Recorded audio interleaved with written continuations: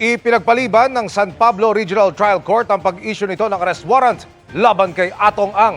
Ayon sa Justice Department, kasunod yan ang paghahain ng kampo ni Ang ng motion to suspend proceedings.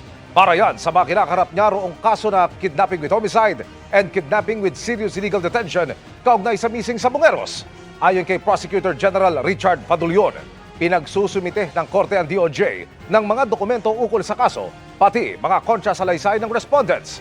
Sa mga korte gumahawak sa mga kaso kaugnay ng missing sa Bungero ay San Pablo RTC na lamang ang hindi pa nakakapag-issue ng arrest warrant. Nagsimula na ang paglilitis sa mga korte sa Santa Cruz, Laguna at Lipa, Batangas para sa ibang kaso. Doble ang pasanin ng isang anak sa San Pablo, Laguna nang hindi inaasahang ma-stroke ang kanyang ama noong nakaraang taon. Apektado ang pananalita at paglalakad ng kanyang tatay, kaya tinulungan sila ng GMA Kapuso Foundation sa gamutan.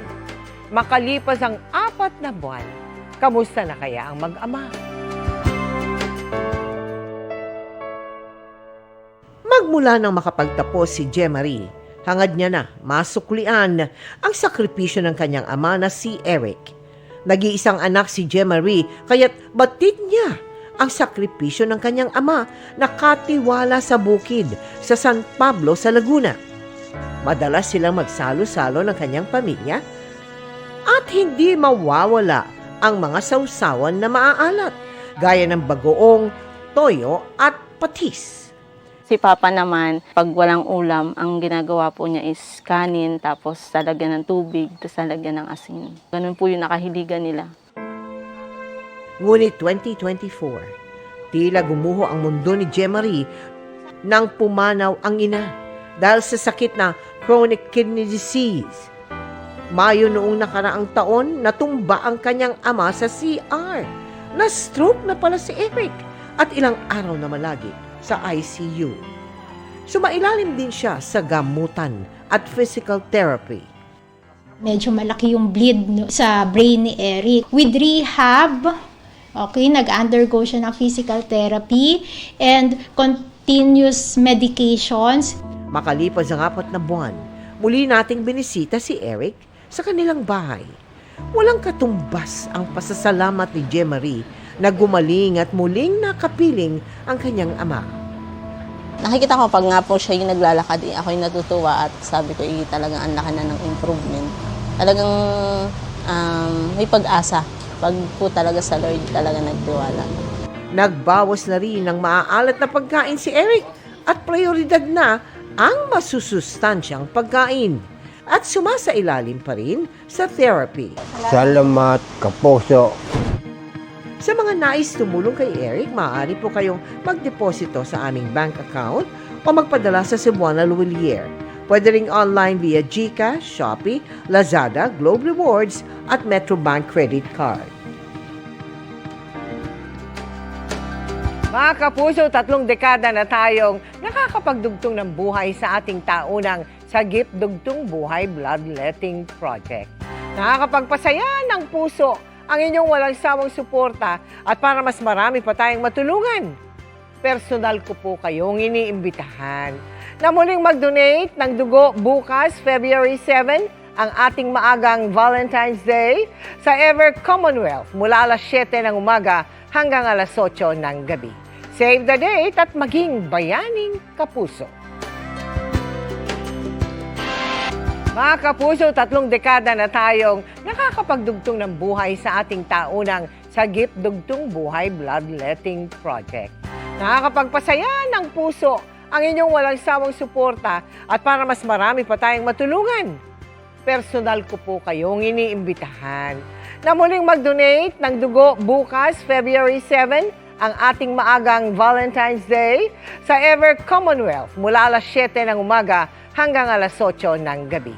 Save the date at maging bayaning kapuso.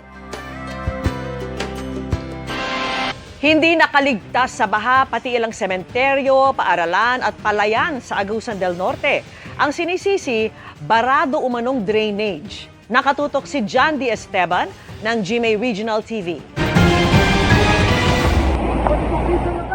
Dahil sa malakas na buhos ng ulan, pinasok ng hanggang binti na baha ang Remedios T. Romualdez Central Elementary School sa Barangay Poblasyon sa bayan ng Remedios T. Romualdez, Agusan del Norte dahil sa bagyong Basyang. Every time po na malakas ang ulan, medyo talagang ganyan talaga ang sitwasyon natin dito sa ITR Central. Bumabaha talaga. Ang lahat ng mga tubig papunta talaga dito.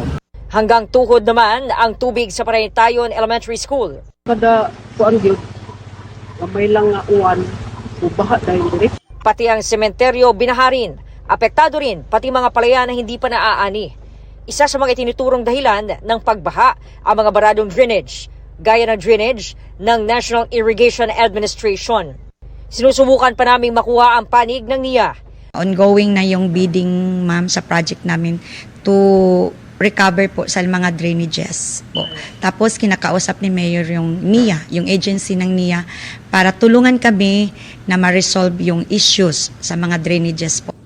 Sa Davao City, mahigit 400 na pasahero ang na-stranded sa Pantalan, patawid sa Samal Island, Davao del Norte dahil sa suspensyon sa biyahe sa sakyang pandagat bunsod ng bagyong Basyang. Mula sa GMA Regional TV 1 Mindanao, Jandy Esteban, nakatutok 24 oras. Magandang gabi mga kapuso. Ako po ang inyong Kuya Kim na magbibigay sa inyo ng trivia sa likod ng mga trending na balita. Ang ating kapuluan tahanan ng mahigit 15,000 plant species at ang listahang ito humaba pa. Kamakailan kasi may nadiskubring 2 bagong plant species sa ating bansa. Sa Ilin Island sa Occidental Mindoro, unang nadiskubre ang halamang ito. May hugis puso itong dahon at maliit na bulaklak na namumukadkad sa mga limestone malapit sa dalampasigan. Pinangalanan itong Begonia ilinensis. Kinamanghan ng mga eksperto sa Begonia ilinensis ang kakaiba raw nitong survival strategy. Tuwing tag-init daw kasi, sumasailalim ito sa tinatawag na seasonal dormancy. Humihinto o bumabagal ang paglaki nito at nalalagas o natutuyo ang kanyang mga dahon. Nagmumukha silang patay, gayo ang mga ugat nito, buhay na buhay pa rin. Pero tuwing tag-ulan naman, bumabalik ang dating sigla. Ang discovery sa Begonia ilinensis na publish sa Journal ng National Taiwan University na Taiwania. Sa Scientific Journal namang Phytotaxa, dilathala ang pagkakatuklas ng halamang ito na nabubuhay daw sa lowland forest ng Hilagang Luzon. Kabilang to sa pamilya ng mga mint at merong tumpok ng dilaw na bulaklak na tumutubo sa tangkay nito. Ang tawag naman dito, Paraphlomys aristata. Pangalawang species pa lang ng halaman na ito ang natagpuan dito sa Pilipinas. Patunay lang ito na napakarami pang mga halaman na nandyan lang sa tabi-tabi, pero kailangan pa nating mas maaral at malaman kung paano sila mapapangalagaan at malaman rin kung maaari ba natin silang magamit sa hinaharap. Ang 2 bagong tuklas sa species ng halaman, parehong threatened na raw. Napakabilis na nagbabago yung mga orihinal nating paggamit sa ating mga lupa, inatatayuan ng mga infrastruktura at nawawala yung mga orihinal na tirahan ng ating mga halaman. Kailangang masuportahan din yung ganitong biodiversity research dahil malaki ang ating kapuluan at napakarami ng banta sa ating mga species. Ngunit kakaunti lang yung mga mananaliksik na nag-aaral para mapangalagaan itong mga ating likas yaman. Samantala, sa Palawan naman, meron ding isang bagong described na species ng halaman. Anong halaman kaya ito? Kuya Kim! Ano na? Ito ang Begonia matilanoe, isang bagong species ng Palawan begonia na na-discover sa Malampaya Sound Protected Landscape and Seascape sa Northern Palawan. Pinakalanan to bilang pagkilala kay Maria Victoria Matiliano, isang conservationist na sinulong ang pagprotekta sa ecosystem ng Palawan. Pero dahil sa pagkasira ng kanilang habitat, nirekomenda na bigyan ito ng critically endangered status sa IUCN. Samantala, para malaman ng trivia sa likod ng viral na balita, i-post o i-comment lang, #Kuya Kim, ano na? Laging tandaan, kimportante ang may alam. Ako po si Kuya Kim at sagot ko kayo, 24 oras. Daan-daang mga tour packages sa loob at labas na bansa ang tampok sa pagsisimula ng Travel Expo sa Pasay City. Dinumog ang iba't ibang booths ng mga domestic at international travel agencies sa ika-33 taon ng Philippine Travel Agencies Association Travel Expo 2026. Inaabangan ito ng mga traveler para makamura, pero hiling nila matanggal na ang pinapataw na travel tax. Ayon sa pamunuan ng PTAA, pinag-uusapan na umano nila kasama ang Bureau of Internal Revenue at mga airline company ang planong pagtatanggal sa travel tax.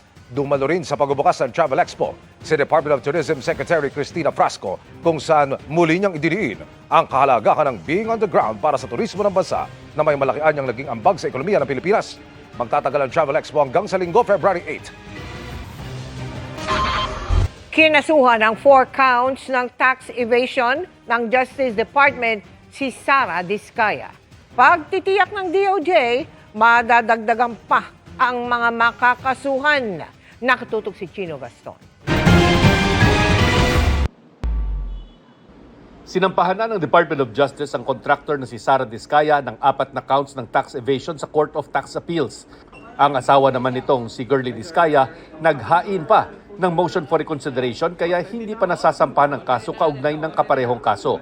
Konting hintay naman ang hiling ng DOJ kaugnay ng 6 na iba pang reklamo kaugnay ng flood control scandal dahil nakatakda na ring ilabas ang rekomendasyon nila. Una dyan ang reklamong plunder laban kay dating Congressman Zaldico na kumikbak umano sa flood control projects. For resolution naman ang reklamong malversation of public funds laban kay Senador Joel Villanueva kaugnay ng flood control project sa Bulacan. At sa reklamong malversation, direct bribery, corruption of public officials at iba pa laban sa mga isinasangkot sa mga flood control projects ng Wawaw Builders at Top Notch Catalyst Builders. We have the 6 cases involving either of 2 contractors. That's Wawaw or Top Notch Catalyst Builders. So we are here to report that as of February 2, 2026, all of these 6 cases have been submitted for resolution, which will be released pretty soon. Okay, as to what date exactly, we just encourage the public to wait in the meantime. Hinihintay naman ang counter affidavit ni Senador Jinggoy Estrada at dating Senador Bong Revilla para sa reklamong plunder bago isumite ang reklamo sa DOJ Prosecution Panel. Sa February 12 ang kanilang deadline. Habang ongoing naman ang investigasyon ng NBI sa reklamo laban kay Senator Chis Escudero. As far as the case build-up, we cannot disclose who are subject of the case build-up as we do not want to preempt kung ano man yung ebidensya na ginagather o kinakalap ng National Bureau of Investigation. Tinanong din ng DOJ tungkol sa mga entrepreneur na sina Jonathan Payawalso at Carlito Makadangdang na inuugnay umano sa Top Notch Catalyst Builders. Ayon sa DOJ, kapwa sila kasama sa investigasyon. Pero sir, itong CISO, ano po ang kaugnayan niya dito sa Top Notch? Is like part of the contractor ba siya, sir? Hindi namin masabi kung contractor siya, kasi alam namin hindi naman siya contractor. Pero lumalabas yung pangalan niya doon as parang the proponent, So it's still up to the panel of prosecutors how they will see his participation, of what evidence will point to what his participation will be. That's something that we will have to await, because it's something that will be included in the resolution. Hinihinga namin ng pahayag sina So at Makadangdang. Para sa GMA Integrated News, Chino Gaston nakatutok, 24 oras. Mga kapuso, semifinals bound na ang tambalan ni Alex Yala at Janice Chen sa Abu Dhabi Open Doubles Event. Tinalo ng Southeast Asia duo sa loob lamang ng 1 oras at 6 na minuto sina Zhang Shuai ng China at Cristina Buxa ng Spain sa score na 6-3, 6-3 sa quarterfinals. Makakalaban na lang nila sa semifinals sina Teresa Mihalikova ng Slovakia at Olivia Nichols ng Great Britain na kapwa mataas ang tennis rankings. Bago yan, bigong makausad si Yala sa singles event matapos matalo laban kay Ekaterina Alexandrova sa quarterfinals. Kaugnay ng ibinalita namin kanina na pagbatikos kay Senator Rodante Marcoleta dahil sa tila pagsusulong niya na ipamigay ang Kalayaan Island Group sa West Philippine Sea, idiniin niya ngayon na hindi niya sinabi na ipamigay ang Kalayaan Island Group. Sabi ng senador, sadyaan niyang pinaiikli ang konteksto ng kanyang sinabi sa pagdinig ng Commission on Appointments. Ayon kay Marcoleta, sinabi niya na para maisama sa International Hydrographics Organization o IHO ang West Philippine Sea ay kailangang magdeposito ng mapa sa United Nations para ipaalam sa buong mundo na inaangkin natin ang bahagi ng high seas kabilang ang Kalayaan Island Group. Ayon sa kanya, sinabi niyang hindi yan pwede dahil paglabag ito sa UNCLOS, maliban na lang kung isusuko ang Kalayaan Island Group para maresolba ang issue.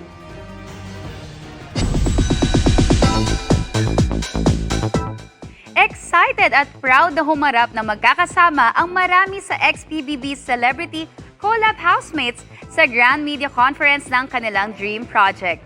Pinagsama-samang takot, kilig at tawa ang mararamdaman sa upcoming GMA Network and ABS-CBN Studios collab na The Secrets of Hotel 88. Ang full trailer niyan panoorin sa chika ni Aubrey Carampel. Welcome to Hotel 88! Ang hotel na minsan na-evict. Ngayon, muling nagbabalik! Trailer pa lang, intense na ang mga eksena ng PBB Celebrity Collab Edition Housemates. Gusto namin bilhin yung parte niyo. Saksak mo yung pera mo sa baga mo. Don't talk to my sister. Sa upcoming GMA Network and ABS-CBN Studios collab series na The Secrets of Hotel 88. Umalis na kayo, bumalik na kayo sa hotel.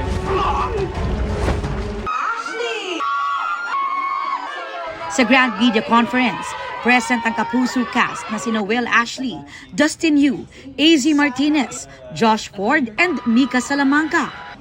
At mga kapamilya na sina Bianca De Vera, River Joseph, Ralph De Leon, Esni Ranolio, Cyril Manabat, Kira Ballinger, at Brent Manalo.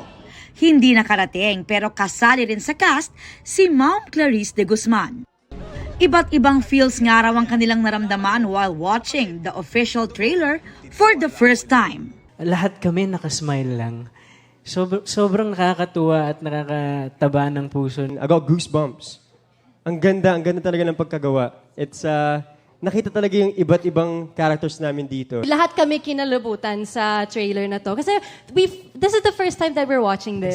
Kung tila marami na raw ni-reveal sa trailer, maghintay lang daw because there's more.